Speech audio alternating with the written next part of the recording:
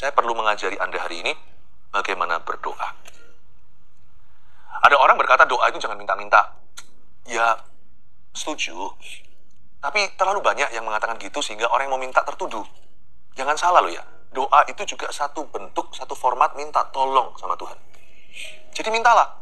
Yesus sendiri berkata mintalah. Yesus ngomong gini sama murid-muridnya, carilah. Masa kita lebih rohani dari Yesus? Masa kita lebih suci? Sehingga ada orang-orang yang seringkali tanpa disadari terlalu menekankan, kalian jangan minta-minta lah kalau doa. Jangan minta-minta terus. Sama Tuhan itu jangan ekspektasi. Sama Tuhan itu mengasihi.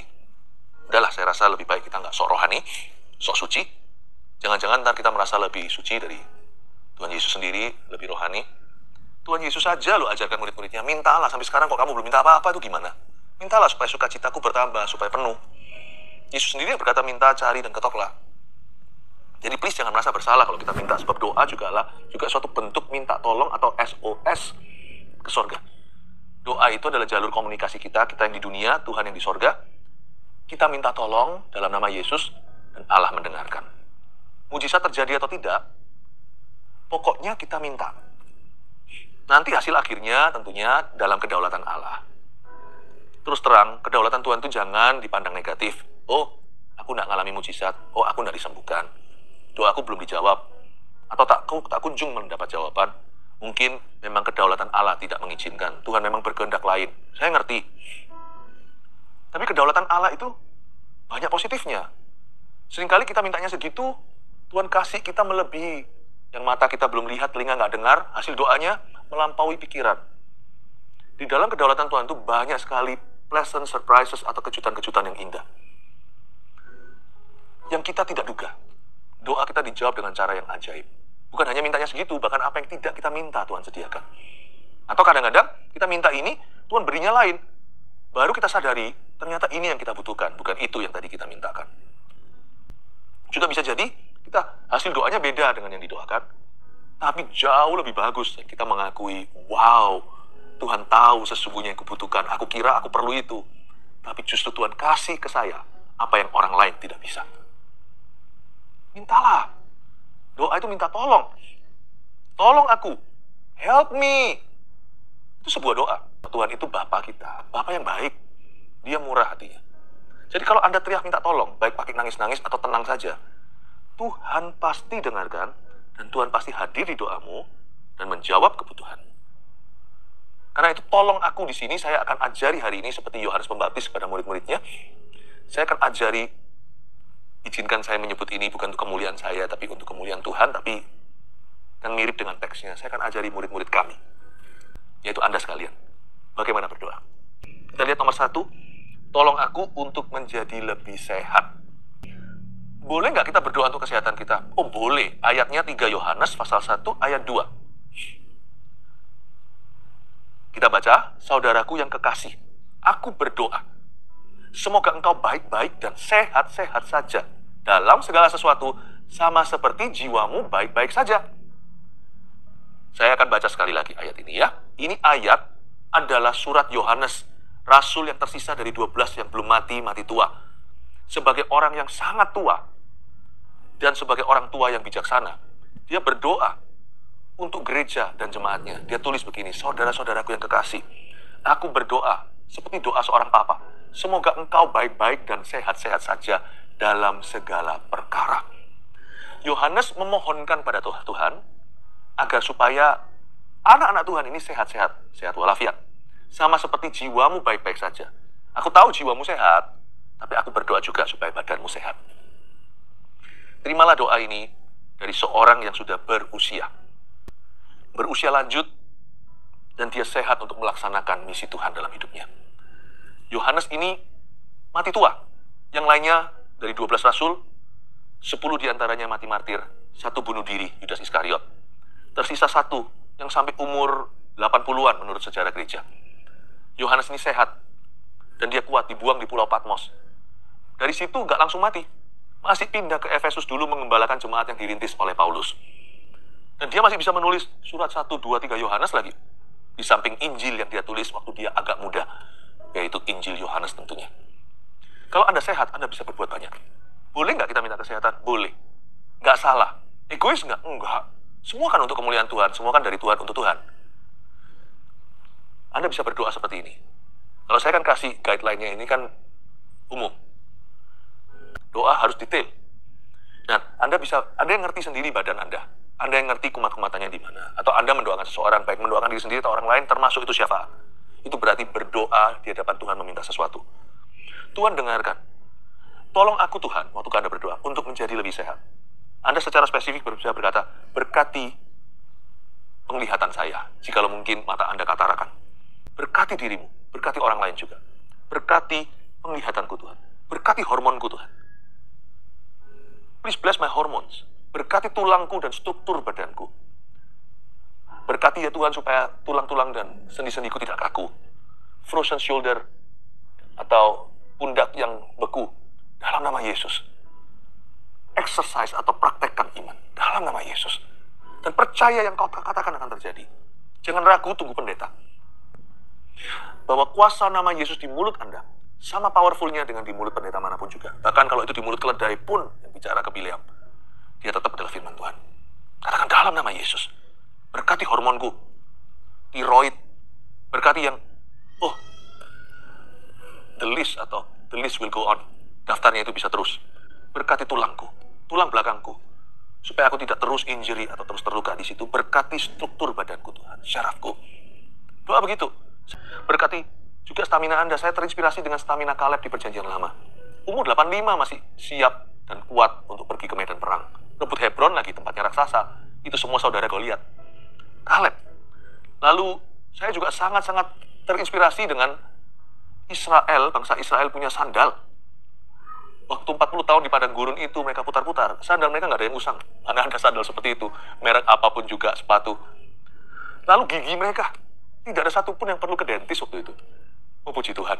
Kita berdoa sama Tuhan minta kekuatan. Boleh nggak kita minta tolong? Mintalah tolong. Tiap hari berdoalah. Tuhan, kasih papa mama sehat. Tuhan, kasih tubuhku sehat. Supaya aku kuat. Supaya aku bisa melaksanakan banyak tugas-tugasku hari ini. Banyak orang memerlukan saya. Terima aja dengan sejahtera doamu. Waktu ada amin, Anda percaya. 2. Tolong aku untuk apa lagi? Untuk mematahkan kebiasaan burukku. Ini penting didoakan. Perlu. Kolose 3 ayat 5. Karena itu matikanlah dalam dirimu segala sesuatu yang duniawi, yaitu percabulan, kenajisan, hawa nafsu, nafsu jahat, dan juga keserakahan yang sama dengan penyembahan berhala. Ayat ini bunyinya lah sekali lagi, matikanlah dalam diri kita segala sesuatu yang salah di hadapan Allah. Mari kita berdoa secara sengaja. Dulu waktu saya masih sekolah, ada teman saya yang canduan bau lem. Kok lucu ya? Belum ada narkoba, belum terlalu available, apapun jadi kalau namanya setan lewat. Karena itu kita mesti setiap hari berperang terhadap hal-hal tersebut. Lawan arus kalau mau ikut Yesus. Kita berdoa dengan sungguh-sungguh, Tuhan, aku minta hari ini hidupku bersih dari dosa. Aku mau hidup dalam ketaatan dan kesetiaan pada firman. Aku patahkan kebiasaan burukku. Tolong aku Tuhan untuk bisa mengalahkan kumat-kumatanku, kebiasaanku. Misalnya addiction atau kecanduan terhadap pornografi. Tentunya juga ada hal-hal yang harus kita lakukan. Tetap ada tugas kita yang harus ada langkah-langkah praktis untuk mengalahkan kebiasaan buruk. Kita punya responsibility atau punya tanggung jawab secara teknis. Jadi jangan semuanya diserahkan kepada Tuhan lewat doa. Apapun yang Anda doakan ke atas, pasti ada sesuatu yang turun ke bawah. Misalnya kita doa untuk kemenangan, Tuhan akan kasih kita hikmat dan jalan. Nah, kita juga harus dengar-dengaran, saya ngerti. Tapi sekarang saya mau bicara tentang doanya dulu. Doa itu mengandung kuasa. Jadi kalau Anda berdoa untuk mematahkan kebiasaan buruk Anda, minta tolong sama Yesus, salah satu hal yang boleh terjadi adalah Tuhan akan angkat kecanduan itu sehingga Anda tidak lagi merasa perlu melakukan itu. Anda tidak akan lagi merasa butuh dengan hal itu. Sungguh, ada kekang dalam daging kita. Itu salah satu misi Roh Kudus waktu diutus.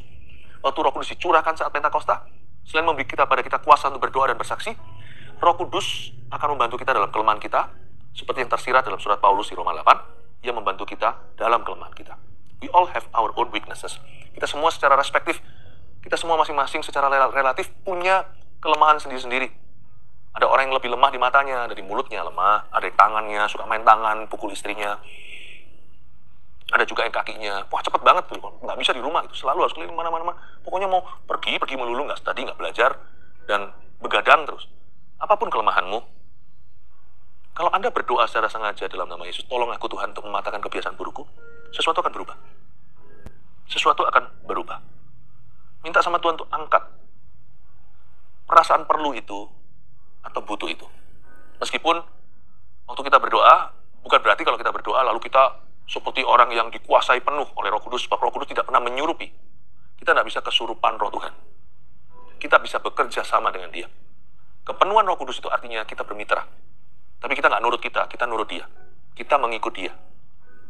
Ya, dan kita mematikan keinginan daging karena kita hidup oleh Roh. Jadi, bukan berarti tiba-tiba kita nggak bisa berbuat dosa. Bukan. Tetapi Tuhan akan memberikan kepada kita beberapa langkah pertama itu, Tuhan itu memberi kita kuasa untuk melompat menang. Coba lihat orang yang makannya nggak terlalu banyak garam karena kesehatan. Mungkin juga karena tuntutan badan, mungkin dia sudah sakit terlebih dulu. Nanti makan sesuatu yang ada garamnya sedikit, asin sekali. Tapi kalau dia makan asin terus, lama-lama jadi biasa. Jangan cari gara-gara. Tapi awal-awal langsung minta sama Tuhan, cabut Tuhan. Cabut belenggu itu dari aku. Saya dulu orangnya emosian. Saya berdoa sama Tuhan supaya Tuhan memberi saya kekang. Bukan berarti saya nggak bisa emosi lagi. Tapi sekarang kalau saya emosi, pertama-tama itu selalu akan ada alarm clock yang nyala dari Tuhan. Di dalam diri saya dikasih kekang seperti dikasih tapal kuda. Sehingga kalau saya marah emosi dari 0 sampai 100 begitu, berapa detik tiba-tiba sudah naik pitam. Perut saya itu bisa kram sendiri loh. Kayak seperti ada peringatan dari Roh Kudus, itu perjanjian dengan Tuhan.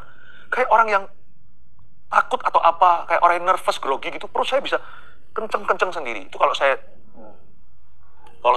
terjang terus ya, saya bisa tetap emosi seperti dulu. Tapi itu sebagai peringatan pertama. Sehingga saya hari ini ditolong sama Roh Kudus. Kalau saya jadi sabar, bukan karena saya sabar, tapi karena itu adalah buah roh di dalam diri saya. Dan Tuhan itu ngalah sama saya. 1, 2, 3 langkah pertama, Tuhan tuh kasih peringatan di badan saya. Dan Tuhan angkat semua belenggu dan kecanduan itu. Apa saya masih bisa kembali lagi? Apakah seorang hamba Tuhan bisa kembali misalnya merokok atau apa? Bisa. Tapi sudah tidak lagi merasa butuh, jangan cari gara-gara dengan pergi ke situ. Tapi, Anda bisa bebas bukan karena Anda kuat. Anda bisa merdeka dari dosa bukan karena hasil usaha dan jeripaya Anda. Doa yang mengandung kuasa. Dan doa itu akan memberimu kuasa untuk menang. Makanya itu minta, Tuhan tolonglah aku untuk mematahkan kebiasaan burukku. Minta itu. Misalnya kalau Anda punya HP itu selalu membuatmu jatuh, apalagi anak yang terus-menerus HP-an, ajak nanti setelah ini waktu kita doa. Nggak salah HP-nya, tapi nggak apa-apa, nggak ada salahnya, jadikan simbol. Taruh di situ, tumbang tangan sama-sama anaknya. Kata Tuhan, aku berdoa supaya supaya anaknya ini nggak tahu ada nama anak Anda apa. Misalnya supaya Stephen tidak lagi kecanduan ini dalam nama Yesus. Lalu janjian, boleh berapa jam, di atas jam berapa, kalau anak masih kecil, setelah pulang sekolah, selesaikan tugas dan PR-nya. Jam berapa sampai jam berapa, boleh HP-an. Gitu, tapi minta Tuhan, cabut dulu kecanduannya. Saya 3. Tolong aku untuk memakai waktuku dengan bijaksana. Itu dia. Ini harus disengaja. Ini satu hal yang boleh kita minta. Malah saya sarankan untuk Anda mohonkan. Tuhan, tolong aku ya untuk memakai waktuku dengan bijaksana. Mazmur 90 ayat 12 bunyinya, ajarlah kami menghitung hari-hari kami sedemikian hingga kami beroleh hati yang bijaksana. Ini bukan bicara melulu tentang perencanaan, tapi ini adalah doa yang dipanjatkan agar hatinya bijaksana ngatur waktu. Dan menggunakan waktu di zaman edan ini, kita secara sengaja memakai waktu dengan bijaksana, karena hari-hari ini adalah hari-hari yang jahat. Tuhan, berdoa begitu. Saya tiap hari juga berdoa begini. Bantu aku hari ini untuk memakai waktuku secara efisiensi dan secara efektif. Terima kasih Tuhan, dalam nama Yesus. Minta sama Tuhan memberi kita hikmat untuk menggunakan waktu kita for the higher purpose, untuk tujuan yang lebih tinggi. Paulus itu kan ditahan di rumah ya. Kalau Anda lihat kisah para rasul pasal 28, 2 ayat terakhir, di situ menceritakan Paulus ditahan. Dia tahanan rumah, bukan di penjara. Tapi kan tetap terbatas. Coba bayangkan. Kisah para rasul itu tidak ada penutupan. Ceritanya berakhir pada Paulus di rumah dan dijaga sama pengawal. Dan ayat Alkitab mengatakan, 2 tahun penuh Paulus ditahan di rumah. Dan dia mengizinkan semua orang yang datang untuk dia layani, dan dengan berani dia mengajarkan firman dan memberitakan Kristus. Kalau saya baca itu ya, Paulus pasti setiap hari, karena dia berada di rumah itu nggak tahu siapa datang, siapa pergi, kan dia tahanan. Tapi diizinkan sama pengawal untuk orang-orang ketemu dia layaknya di penjara. Paulus pasti berdoa, Tuhan, aku berdoa hari ini, aku mau berjalan denganmu. Beriku hati yang bijaksana untuk memakai waktuku. Saya yakin Paulus nggak tidurnya sampai siang-siang bangunnya. Kan dia di penjara. Enggak. Buktinya, Paulus, saya nggak ada bukti ayatnya. Tapi ayat-ayat di firman membuktikan buahnya. Buah Paulus waktu-waktu itu, hari-hari itu. Berapa banyak surat-surat terakhirnya ditulis dari penjara di Roma. Dan dia melayani begitu banyak orang. Dia bangun waktu bangun, dia tidur waktu tidur. Dia layani semua orang. Dia percaya Tuhan akan kirim orang-orang itu. Dan dia sempat tulis beberapa surat pengembalaan yang masuk di dalam Alkitab kita beberapa. Masih banyak surat yang lain mungkin yang dituliskan di sana dan ke sini dan ke sana. Coba bayangkan, seorang Paulus saja ditahan, bisa berbuah. Saya percaya kita yang bebas, bisa pakai waktu kita, seenak kita. Kalau kita berdoa, Tuhan bisa memakai kita, hidup kita dengan luar biasa. Keempat, tolong aku untuk menemukan sukacita dalam pekerjaanku. Ini perlu didoakan hari-hari ini. Banyak orang stres kerja, stres yang nggak perlu. Stres kerja yang baik sih ada, tapi banyak orang depresi karena pekerjaannya. Mengeluh, minta sama Tuhan tiap hari. Karena hal seperti ini harus disengaja. Ada perkara-perkara tertentu yang alami, tapi ada hal-hal tertentu yang harus kita doakan supaya itu terjadi atas diri kita.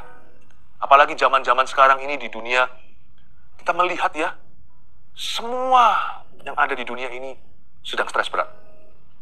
Gloomy spiritnya itu ada. Itu loh, hawanya itu nggak enak. Apapun bidang pekerjaan Anda, minta sama Tuhan sukacita dalam pekerjaanmu. Jangan minta pekerjaanmu jadi mudah. Jangan minta selalu keluar masalah segera, meskipun Anda tetap harus berdoa, minta supaya Tuhan selesaikan masalah Anda bersama dengan Anda. Supaya Tuhan kirimkan bala bantuan, pertolongan dari tempat tidak terduga. Tetapi lebih penting dari itu, minta kekuatan baru dan minta sukacita dalam pekerjaan Anda. Tuhan, kasih aku sukacita dalam pekerjaanku. Kolose 3 ayat 23 bunyinya, apapun juga yang kamu perbuat, perbuatlah dengan segenap hatimu seperti untuk Tuhan dan bukan untuk manusia. Akar sukacita, sumber sukacita kita dalam pekerjaan kita adalah kalau kita terus mengingatkan diri dalam doa bahwa pekerjaanku adalah kepercayaan Tuhan. Pekerjaanku adalah pelayananku kepada Tuhan. Tuhan yang menaruh aku di sana, Tuhan pasti bertanggung jawab. Dan Tuhan memanggilku di situ untuk kemuliaannya. Tuhan pasti menolong aku menjelang pagi. Tuhan, bantu saya untuk selalu bersukacita dalam pekerjaanku. Ingat the 5-finger rule yang saya miliki dalam hidup saya. 5 jari. Apapun yang saya lakukan dan kerjakan, sesuai dengan profesi kita masing-masing, saya selalu ingat 5 jari ini bunyinya, I do this for him. Bahasa Indonesia juga 5 jari. Aku lakukan ini untuk dia. Saya nggak punya alasan untuk mengomel. Rasa berat di kerja itu baik untuk saya. Itu menerpa saya dan menempa saya. Ya, itu menempa saya. Apa yang menerpa saya itu justru menempa saya jadi lebih gagah perkasa. Tapi saya nggak mau stres yang keluar dari penolakan dalam diri saya akan pekerjaan saya. Aduh, kerjaanku kok gini gitu. Penolakan. Apa yang kau tolak masa bisa diberkati Tuhan? Ingatlah the 5-finger rule atau 5 jarimu. I do this for him. Aku lakukan ini atau pekerjaanku untuk dia. 5. Yang terakhir. Ini paling penting di atas segalanya. Tolong aku untuk memuliakan Tuhan di hidupku. Mari kita simak doa Yesus di Yohanes 12 ayat 28 bunyinya, Bapa, muliakanlah namamu. Bagus ya? Ini doa Yesus. Tiru dong. Bapa, muliakanlah namamu. Sekarang kita bisa berdoa gini, Tuhan Yesus, muliakan namamu. Maka terdengarlah suara dari sorga, aku telah memuliakannya, dan aku akan memuliakannya lagi. Jangan minta hidup jadi mudah. Jangan minta hidup jadi mudah dan jangan minta hidup jadi susah. Siapa yang bodoh minta hidupnya jadi susah? Tapi jangan minta hidupmu jadi mudah. Karena kadang-kadang itu hanyalah angan-angan saja. Doa bukanlah angan-angan. Doa itu nyata. Doa begini aja. Susah, mudah, suka, duka. Aku doa supaya aku bisa memuliakan Tuhan di hidupku. Di setiap musim hidupku. Glorify thy name. Muliakan. Muliakanlah namamu atas hidup saya. Minta sama Tuhan. Muliakanlah. Ini doa yang gak pernah salah. Glorify your name in my life. Anda mesti doa ini kelihatannya gak ada benefit untuk kita. Apa gunanya sih? Gak bisa dimaterialisasikan. Tapi justru inilah intisari kehidupan rohani sesungguhnya. Inilah inti hubungan kita dengan Allah. Setiap anak-anak Tuhan harus punya kerinduan untuk memuliakan Tuhan dalam hidupnya dan dalam segala perkara. Setiap hari doa ini. Muliakanlah diri hidupmu. dirimu di atas hidupku Tuhan. Ya, 5 poin ini dimunculkan. Bisa? Saya ulangi lagi untuk menjadi, tolong aku untuk menjadi lebih sehat. 2, tolong aku untuk mematahkan kebiasaan burukku. 3, tolong aku untuk memakai waktuku dengan bijaksana. 4, tolong aku untuk menemukan sukacita dalam pekerjaanku. Boleh lo doa yang beginian. 5, ini sifatnya keharusan. Tolong aku Tuhan, bukan untuk aku, untuk memuliakan Tuhan di hidupku. God bless you.